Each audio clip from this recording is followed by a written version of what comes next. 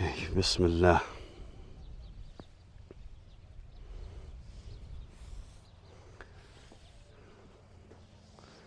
So good morning.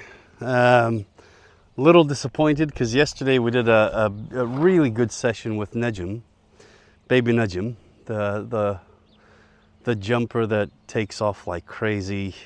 And we had a really nice session actually, because the day after, or a couple of days after I worked with him in that first session that we recorded, I was very pleasantly surprised to hear from the owner that he actually feels different, and that he was much better going around just in the flat work with poles and the walk, trot and canter. He felt a little bit more engaged, a little bit more connected to the rider. And of course, that's not just him alone. They've also been doing work with the rider as well to help her, get him to understand how to stay with her and relax and stay calm. So good job on the rider, but good job on him as well. He sort of picked something up and he applied it. So I thought, I wanted to do an extra session with him and get him to the point where I felt like we could get him to understand the lesson of pick up your feet and pay attention to what's on the ground. At the same time, I want you to be relaxed mentally, okay? So not out of stress and maybe excitement or fear and anxiety. I don't want you to jump so high and over exaggerate things. So if you're relaxed in your mind and you're an athlete, yeah, and you got extremely strong, flexible muscles, and your brain is quiet, you can think. You can apply that power that you've got in a much more productive and much more efficient way. But the first thing that we've got to get through to him is that he needs to pick up his feet without accelerating or speeding up. So we've created a bit of a nightmare situation for him. We've got 1, 2, 3, 4, 5 poles. And before that, you've got the tarp. Now, we did a bit of work with him yesterday. I saw some really good progress. I stopped him at the point where I felt like even when the pole was flat on the ground, he actually picked up his foot and really stretched out in the walk. And I thought that was wonderful. And then he gave me this beautiful trot over 3 or 4 poles where he really lifted his front legs, his back legs. He looked like a solid, collected, beautifully relaxed horse, to be honest, and I stopped it there. So today I want to, hopefully the mic works today. I don't know, I can't really check, but we're going to give this one a go, and we're going to make it a little bit more challenging today. So we've got 5 poles instead of 3. I'm going to raise these off the ground after we've established that he can just walk over this very relaxed. And then after that, I can start to raise him, maybe raise one side, then the next pole raise the other side. So it sort of does that in terms of his line of vision, and he can see a middle, basically. And then the last pole, I'll keep it flat and raise it up a little bit and see whether he decides to jump it or he really picks up his feet in the trot. So without saying too much, let's just get straight into this. I'm going to warm him up a little bit there, make sure that he's listening to me. He's able to just go left and right and yield, and he's soft in my hand. He's relaxed in his mind. And then I'm going to introduce him to these obstacles. Wish us luck.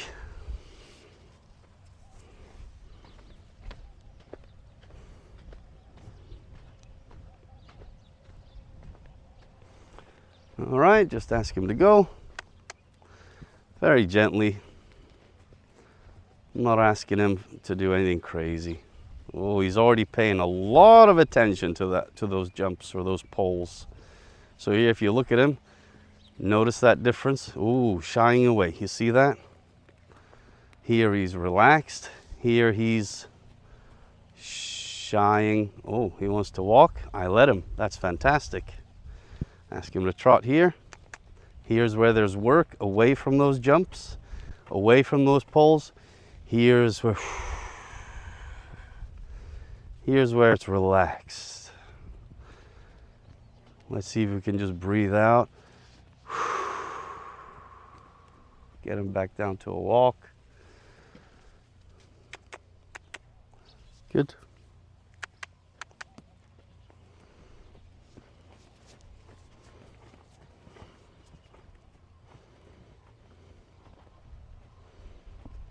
That's good.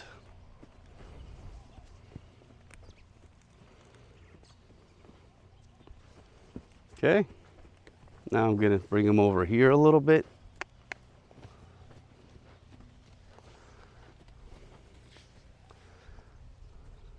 So he chooses to avoid it if he's got the option, right? Which is logical. That's normal. So I'm going to keep this gap open here. I'm just going to ask him the question, do you prefer to walk through the gap and make it nice and easy for yourself? Or do you want to, by yourself, just think, hey, wouldn't it be great to go over this scary tarp and then pick up my feet and do all the hard work over the poles? He's not stupid, right? He's not going to choose that by himself. But what we have to be able to do is try to convince him, okay, I'm never going to change his mind about wanting to do the easier option. But here, what I'm going to do is I'm going to stop him. Whoa, good boy. I'm going to stop him just in front of that. Because what I want is initially, if we can get this done immediately at the walk, because I know he can go over the poles, I know he can go over the tarp. We did this work yesterday. So if he can just walk over the tarp and over those poles, that would be wonderful for me. Good. Good. Let him investigate. Okay, he wants to avoid it. We're going to bring him back. Ask him to face up to it. Good. Ask him to go. Excellent. Okay. No. Don't want you to nibble on it. Good boy. Can we just walk? Now look at how he picks up those legs now. If you remember in that first, that was wonderful. Thank you, boy. That was, in the first video, he really was dragging his feet and tapping every pole that was lying flat on the ground. Today, immediately, it was good that we stopped the session yesterday at the time that we did, because immediately he's remembered that he needs to pick up his feet, which is amazing. Very nice. Lesson learned. There we go. Look at that. Look at that, paying attention. Good boy. Now, probably with this, maybe the poles aren't the right distance. They might be a little bit too close together. But let's think of what that would do to the horse in the trot. Would it make his trot massive, or would it shorten up his trot and make it a little bit more collected? I think the latter, right? So it's going to be a little challenging to get him to trot over these without tapping them. And I may have to change the distance, but that was very nice. As long as you get the distance, then you're okay, boy. Let's try going over this the other way. Good.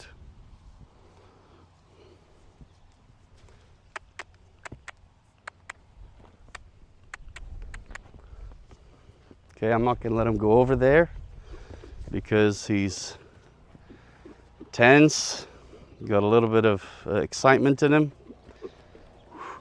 Easy. Now, just walk. Good boy. Fine, you want to trot? Be my guest. He'd rather not go over them. Logical.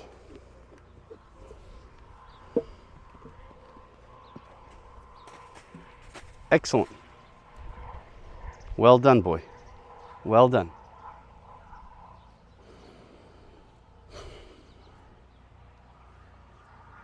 Well done. Yeah, I think maybe the mic picked that up. As soon as I touched him, he just blew out and relaxed.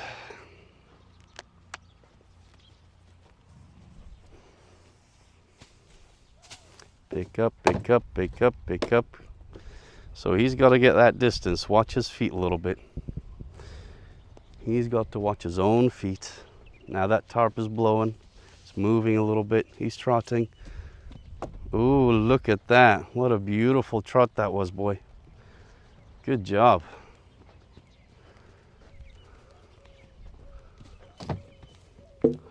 So he's bumping things, and I think we've got the wrong distance on this, and that's fine. We can always modify, right?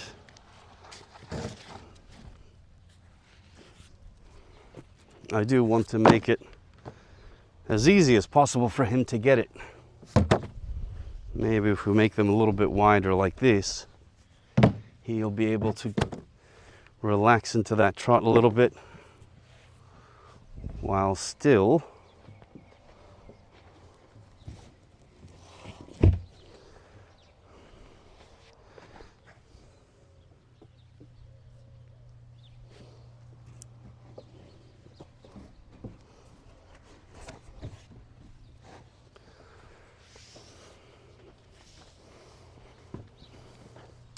let's try this.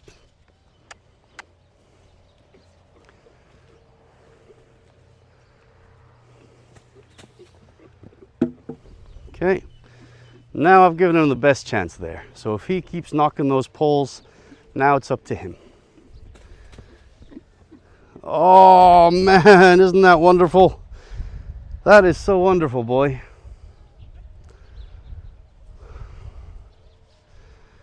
Great job, little man.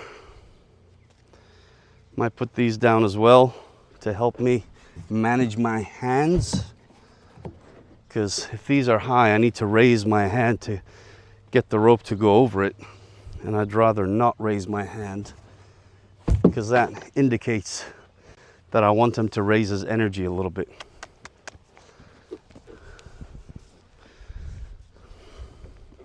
Okay.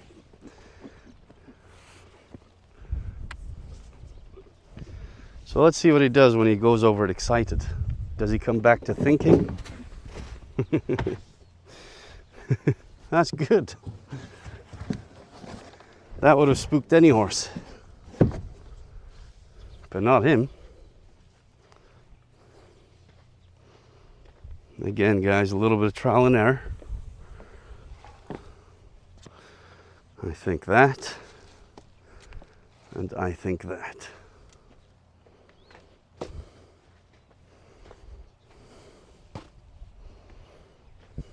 Again, we're trying to explain something. We're trying to teach.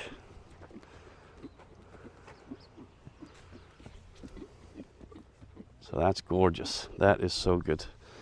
And one on that side, please. We're ready to go to the next level. He's understood the message.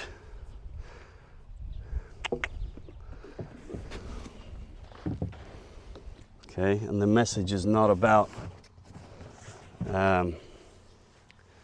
me working him physically. It's about just getting that message across that you do not need to rush. Okay? So now we're going to raise these poles a little bit.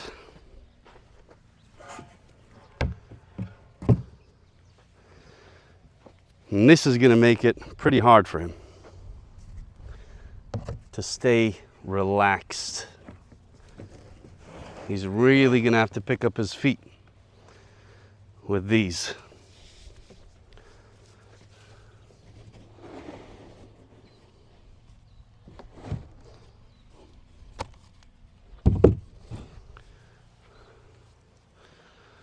So there's crosses here.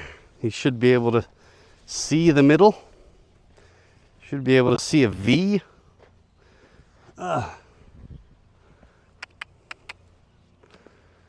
Good.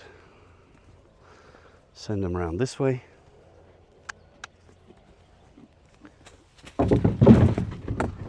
So, terrible.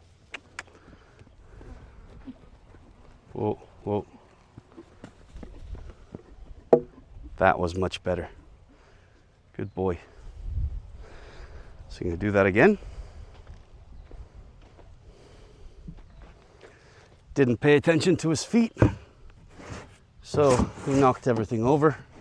Second time he went over, paid a lot more attention to his feet, which is good. Whoa, whoa. Good.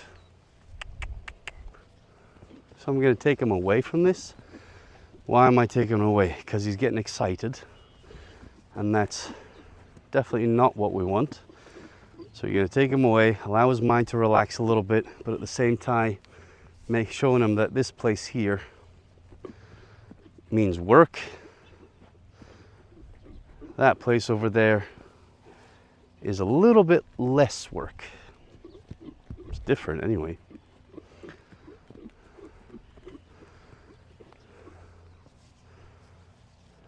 And this does not have to be a long session.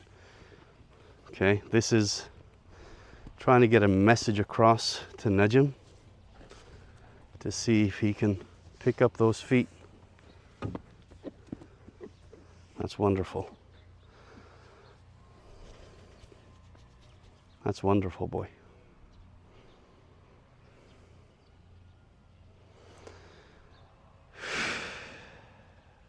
Fantastic. And I'm starting to notice with, not just with Najm, but with other horses too, that, have you guys heard of rapport? You know, there are certain people that you really connect with in your life and you feel very close to them and you don't really know why. And it's because that other person and you, both of you, have a rapport with each other.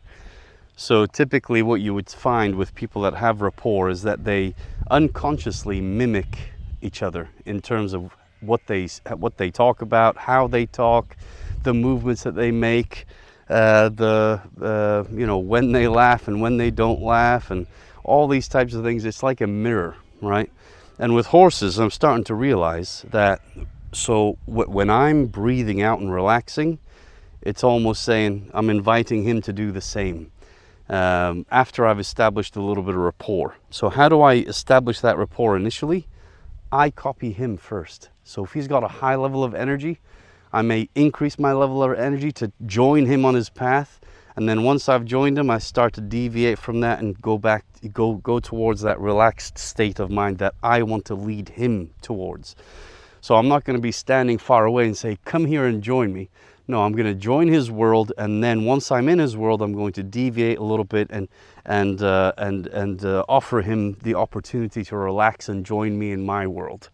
It's always important that if you're good at establishing rapport, then keep in mind, and if you've got an understanding of how to do it, consciously how to establish rapport with others, keep in mind that, you know, it's like a blade, and in the wrong hands it can be used in very bad ways, with very negative outcomes for the community as a whole, potentially the world as a whole. But if you use it with the right intentions, like a surgeon would use a blade or a scalpel to save a life, a madman, a crazy person, you give him that same blade and he would take your life. So complete contradictions, complete different ends of the spectrum, but with the same tool. So the tool itself, rapport, is not good and it's not bad. It's just a tool. It sits there. And, you know, the goodness of it or the evilness of it really comes from the human beings.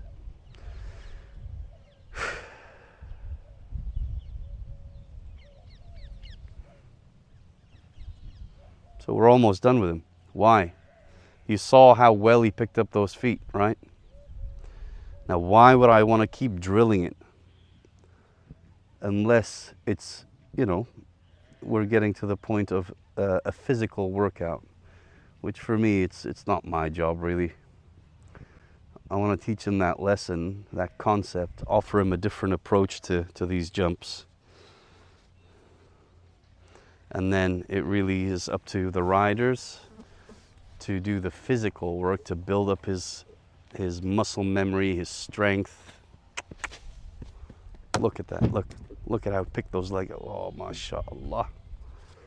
Mashallah. Let's go over this way, please.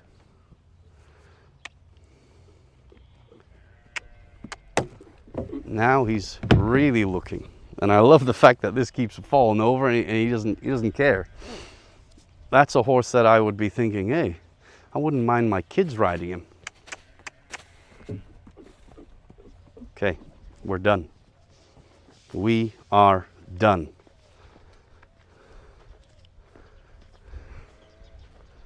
Why are we done? We are not trying to work this horse physically. We are trying to get a message across. We are trying to communicate something to the horse. That is so beautiful. Very, very soft. Very gentle. A little bit of breakfast. So, extremely good progress. Great potential. I saw a little bit of the footage yesterday and how he moved and how his body was built and the muscles and the structure and the movement. MashaAllah. Honestly, very, very nice horse. Hopefully with continued work and a little bit of a focus on getting a connection here, this is going to transfer into the legs, into the body, and create hopefully a very nice partner where, who knows, maybe he'll win an Arabian show jumping course. Hey, how about that? No? Couldn't give a shit? I don't blame you, man. Good job. Thanks for watching, guys.